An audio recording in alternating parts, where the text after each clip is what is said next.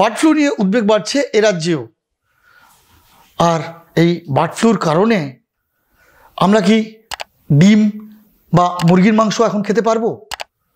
কি বলছেন বিশিষ্ট চিকিৎসক ডক্টর কৌশিক দত্ত? নমস্কার, আমি doctor Kaushik Dutta, consultant physician and pulmonologist. আজকের বিষয়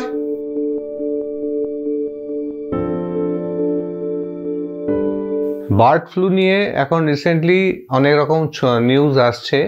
রিসেন্টলি তেলেঙ্গানা, মহারাষ্ট্র অনেক জায়গাতেই বার্ড ফ্লুর প্রকোপ দেখা দিয়েছে, কিন্তু এখনো পর্যন্ত মানবদেহে বার্ড ফ্লুর সম্প্রসারণ হয়েছে বলে কোনো কেস এখনো ডিটেক্টেড হয়েছে বলে আমার জানা নেই। তবে এটা পটেনশিয়ালি একটা ডিজিজ, একে বলে এভিয়ান ইনফ্লুয়েঞ্জা, এক ধরনের ভাইরাল ইনফেকশন। ইনফ্লুয়েঞ্জা আমরা জানি, কিন্তু ইনফ্লুয়েঞ্জা অনেক সময় পাখিদের মধ্যে হয়, বার্ডসের মধ্যে হয়। সেই বার্ডস থেকে যখন এই ইনফ্লুয়েঞ্জা ভাইরাসটা মানব শরীরের মধ্যে সম্প্রসারিত হয়, তখন সেটা আমাদের ভয়ের ব্যাপার। কিন্তু এখনো পর্যন্ত যে কটা কেস আমরা দেখেছি, বিভিন্ন পোলট্রিতে, ফার্মে প্রচুর পাখি মারা গেছে, এবং স্বাভাবিকভাবেই সরকার সে বিষয়ে অত্যন্ত কিছু পদক্ষেপ গ্রহণ করেছেন, যাতে করে এই ফ্লুটাকে যত তাড়াতাড়ি সম্ভব আটকে রাখা যায় বা ছড়িয়ে পড়তে না দেওয়া যায়। তার কারণ এটা হতেই পারে যে বার্ড ফ্লু, কোনো এভিয়ান বা বার্ড ফ্লু যেটা, সেটা পশু পাখির থেকে মানব শরীরের মধ্যে সম্প্রসারিত হওয়ার একটা সম্ভাবনা থেকে যায়। সেটা হলে সেটা বিপজ্জনক, এবং সেটা যাতে না হয় তার জন্য আগে থেকে ব্যবস্থা গ্রহণ করা হয়েছে।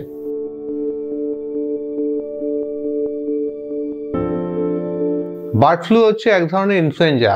ইনফ্লুয়েঞ্জা আমরা জানি যে একটা কমন কোল্ড, হঠাৎ করে একটা নাক দিয়ে জল পড়া, সর্দি কাশি, চোখটা লাল হয়ে গেল, গলা ব্যথা, জ্বর জ্বর ভাব, গা মাঝে মাঝে একটা করছে, ম্যালিস যাকে বলে।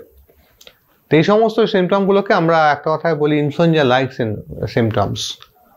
তো সেই ধরনের সিমটমস যখন হবে, তখন সেটা আমরা সঙ্গে সঙ্গে আমরা দেখি যে কোনো রকম অন্য কোনো জায়গায় সোর্স অফ ইনফেকশন আছে কিনা, বা এটা পিওরলি ভাইরাল ইনফ্লুয়েঞ্জা কিনা।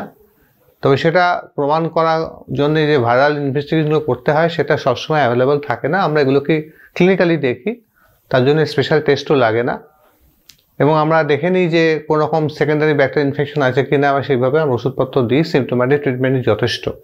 সিম্পল ক্যালপল, প্যারাসিটামল যদি আমরা খাই, সঙ্গে বেশি করে জল খাওয়া, আর একটুখানি সেপারেশনে থাকা, বিশ্রাম করা, বেশি করে জল খাওয়া এবং ফলমূল খাওয়া ইত্যাদি, এটা আমাদের সাধারণ যে সমস্ত চিকিৎসা আমরা বলি, তাতেই বেশিরভাগ ক্ষেত্রে সেরে যায়। এখন এভিয়ান ইনফ্লুয়েঞ্জা পার্টিকুলারলি স্পেসিফিক আর কিছু কিছু আছে কিনা সেটা বলা মুশকিল, তবে সাধারণভাবে এগুলো প্রেজেন্ট করে ইনফ্লুয়েঞ্জার মতোই।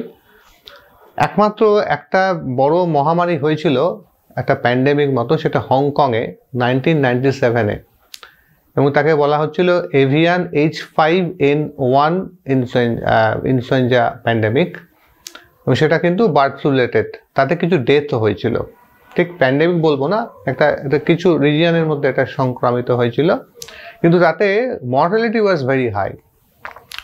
সেটাই ভয়ের ব্যাপারটা কিছু নয়, যে আমাদের শরীরের মধ্যে কতগুলো রিসেপ্টার্স থাকে, সেই রিসেপ্টার্সের সঙ্গে মধ্যে ওই ইনফ্লুয়েঞ্জা ভাইরাসটা এসে বাসা বাঁধে, তখন সেই সমস্যার সমাধান শুরু হয়। এখন বাকিদের মধ্যেও সেই রিসেপ্টার্সগুলো থাকে, তাদেরও এটা ইনফ্লুয়েঞ্জা হয়, এবং তাতেই আমরা বার্ড ফ্লু বলি। তাতেই প্রচুর পশু পাখি এখন রিসেন্টলি মারা যাচ্ছে। কিন্তু ঘটনাচক্রে যদি কখনো সে বার্ড ফ্লুটা হিউম্যান শরীরের মধ্যে ট্রান্সমিটেড হয়, তখনই চিন্তার ব্যাপার। সেটা যদি হয়, তখনই আমাদের নানারকম সাবধানতা অবলম্বন করতে হবে, এবং কতগুলো স্ট্রেন, পার্টিকুলার যেটা বললাম যে H5N1 স্ট্রেনটা খুব ভিরুল্যান্ট স্ট্রেন, এদের সাইটোকাইন স্টর্ম এদের খুব বেশি হয় এই ধরনের পেশেন্টদের, এবং মর্টালিটি খুব হাই। সেই জন্যই আমাদের চিন্তার ব্যাপার, এবং সেই জন্য আগে থেকে যেটা করা উচিত, যে কোন স্ট্রেন এটা আক্রান্ত হচ্ছে পশু পাখি, তাদের একটা আইডেন্টিফিকেশন লাগবে। আশা করি সরকার সে ব্যাপারে কাজকর্ম করছেন। কোন স্ট্রেনটা যদি আমরা জানতে পারি, তাহলে আমাদের পক্ষে চিকিৎসা করতে সুবিধা হবে।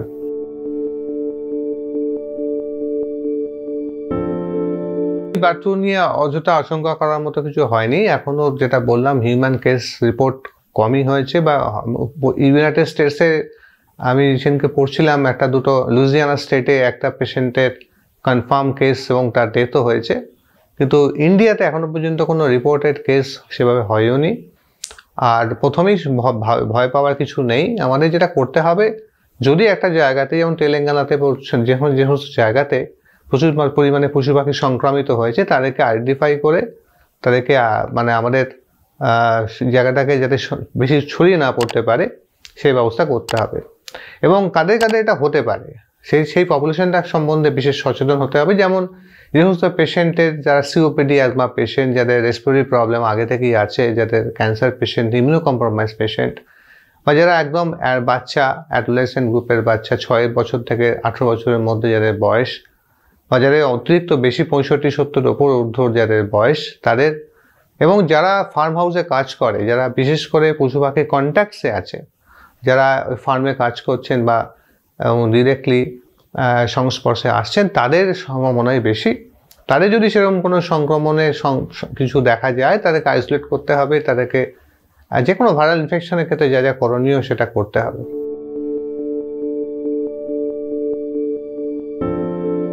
যে কোনো ডিম যদি খুব পোলট্রির ডিম হোক যাই হোক, সেটা যদি ভালো করে সেদ্ধ করে যথেষ্ট পরিমাণে ফুটিয়ে খাওয়া হয় তাহলে এমনিতেই কোনো ভয় থাকে না। কিন্তু অনেক সময় সেই ডিমটা যদি সত্যিকার ইনফেক্টেড থেকে থাকে তাহলে ডেফিনেটলি একটা সংক্রমণের সম্ভাবনা থেকে যায়। সে কারণে আমি যতদূর পড়েছি যে অন্ধ্রপ্রদেশ তেলেঙ্গানাতে সরকার অলরেডি ডিম বা পোলট্রির জিনিসপত্র ব্যবহার করতে বারণ করেছেন, এবং সেটা কিন্তু যুক্তিসঙ্গতও বটে।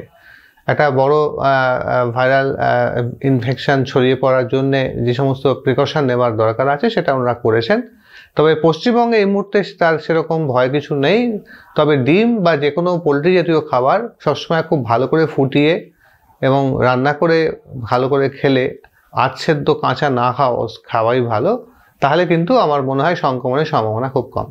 অন্ধ্রপ্রদেশের ডিম হলে ডেফিনেটলি আমাদের রেস্ট্রিকশন করা উচিত। আমাদের দেখতে হবে কোথা থেকে আসছে। যদি লোকাল পোলট্রির কিছু হয় তাহলে কোনো অসুবিধা কিছু নেই।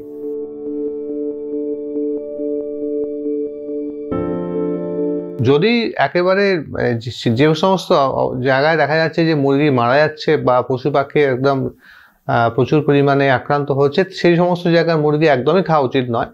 কিন্তু যে সমস্ত জায়গায় এখনও সেই সংক্রমণ হয়নি সেক্ষেত্রে সেটা ভালো করে সেদ্ধ করে রান্না করে খেলে অসুবিধা হওয়ার কথা নয়।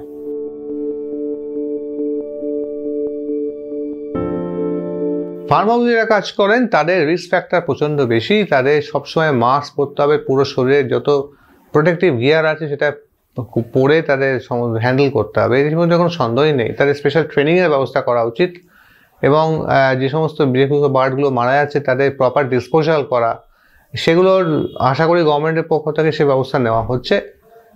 কিন্তু কোনো অবস্থাতেই সেই যা প্রোডাক্টস বা বার্ড প্রোডাক্টস বা যা কিছু যেন আমাদের নর্মাল পপুলেশনের সংস্পর্শে না আসে সেটা আমাদের এনশিওর করতেই হবে।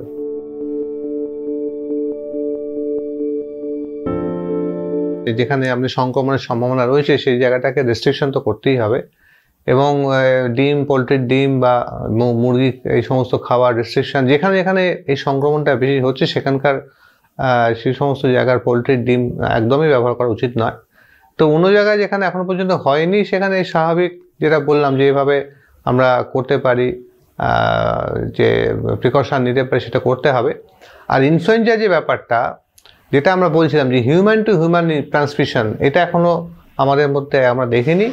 তো বার্ড টু হিউম্যান ট্রান্সমিশনটা রিপোর্টেড হয়েছে।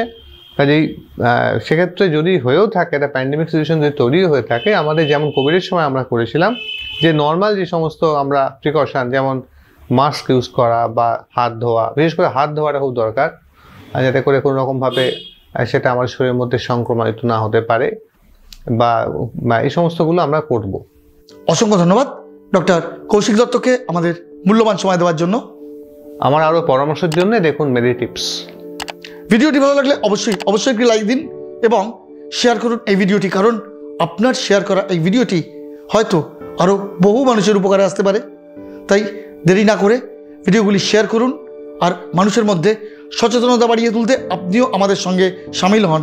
আর হ্যাঁ, যারা মেডি টিপস এই চ্যানেলটিকে এখনও সাবস্ক্রাইব করেননি তারা সাবস্ক্রাইব করে নিন আমাদের এই চ্যানেলটিকে, এবং পাশে থাকা বেল আইকনটিকে প্রেস করে দিয়ে অল বাটনটিকে ক্লিক করে দিন, যাতে নতুন ভিডিও আপলোড করলেই তার নোটিফিকেশন পেয়ে যান আপনারা।